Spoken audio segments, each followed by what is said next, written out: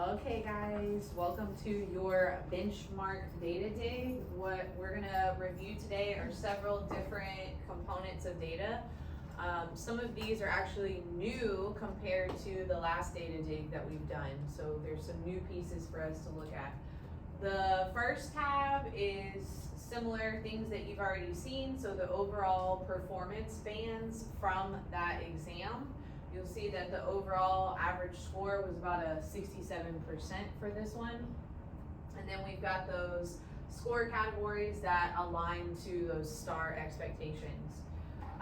This is not all inclusive. So remember, when we want to figure out how did they do in each score band, we come over and we look at that student results tab, and that's where we'll see overall each category how they did. So we'll come back to that in just a second. And then as you scroll down on the test data, this is where we'll be able to see each test question and what standard was tested, and then also what was the percent of students selecting each answer choice. So green is gonna be, that was the correct answer and what percentage selected that. And then anything else in red was the incorrect answer.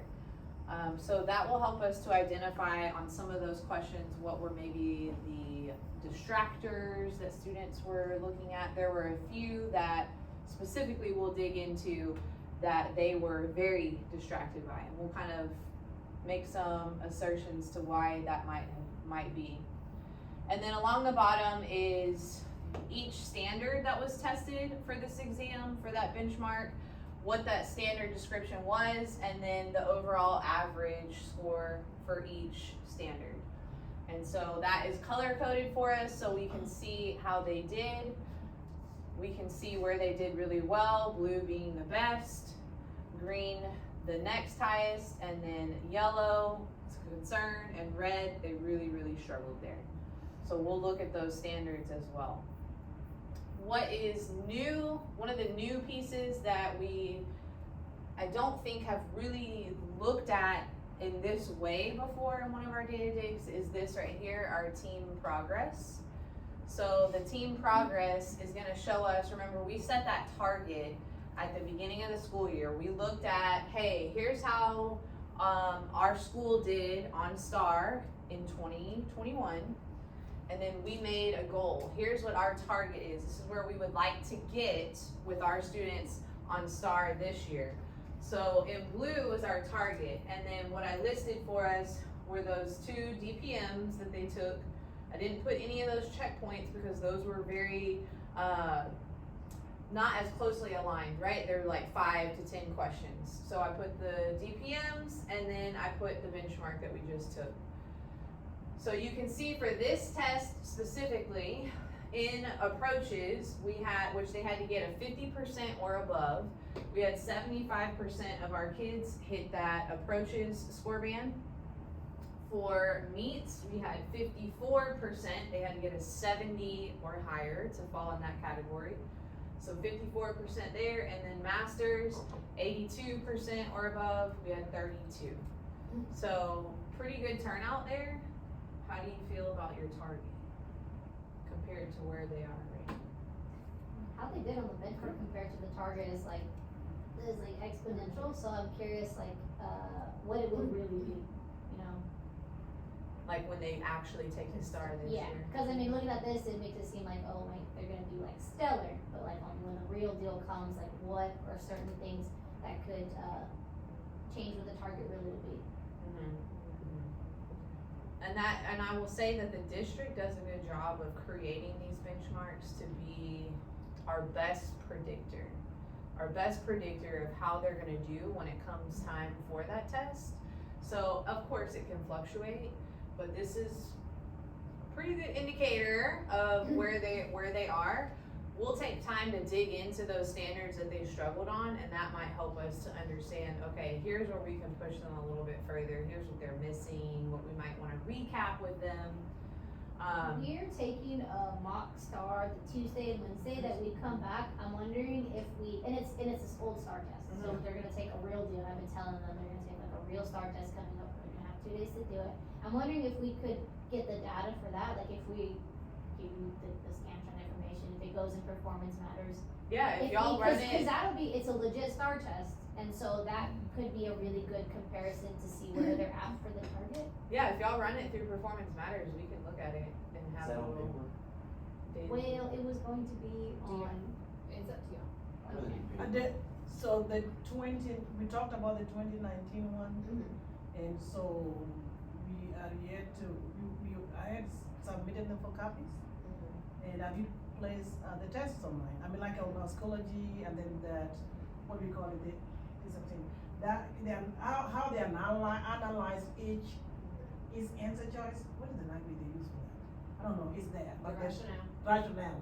So it's there, okay, they chose A, why is A the correct answer, and why is B, so they are right there, even to get together with the, what do you call it, the answer key. So I posted them Oh, there so it's the yesterday. answer key along with the. Yeah, it's kinda there. like a prep I book. can, Yeah, I I did. can get it into Performance Matters, I don't mind doing that at all. Especially if you guys want to data set that, which I think would help. yeah, I think it'd be cool, cause I mean, looking at our target and then looking at where we're at, it looks like really great. And we're shattering it, right? Yeah, it's like, wow, like it's through the It's like roof. fool's gold. And so it's like, we need to be, I wanted like a, real, Mhm. cause they did pretty good on these, the DPM and the benchmark, it seems like.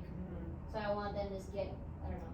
And given the fact that we don't review them for the benchmark, we took it right after we came from spring break, right? Yeah. Yeah, we took it that Wednesday, I think. So, we yet to see. Yes. Now, I will say, if you remember when we had this, STAR meeting, these numbers were scary. Like, they were low, they were bad, we were like, what So that happened? was the, Last year. And when we looked back at previous years before that 21, it wasn't like this. This was an outlier.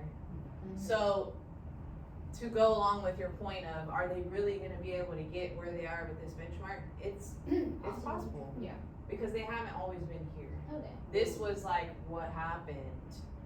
Yeah, They showed like them. our numbers dropped about 10% in each column.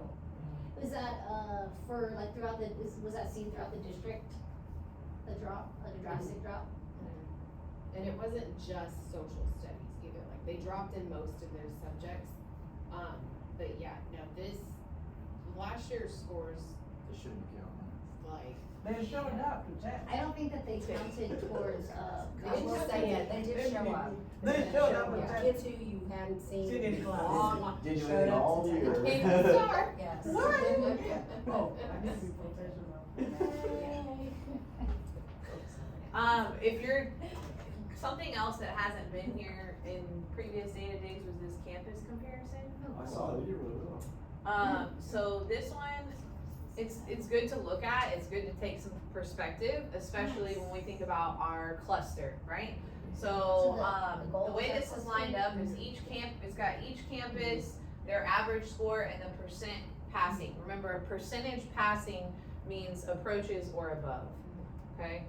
So the way that this is sorted is, specific to, I believe I did their percentage passing first and then average score.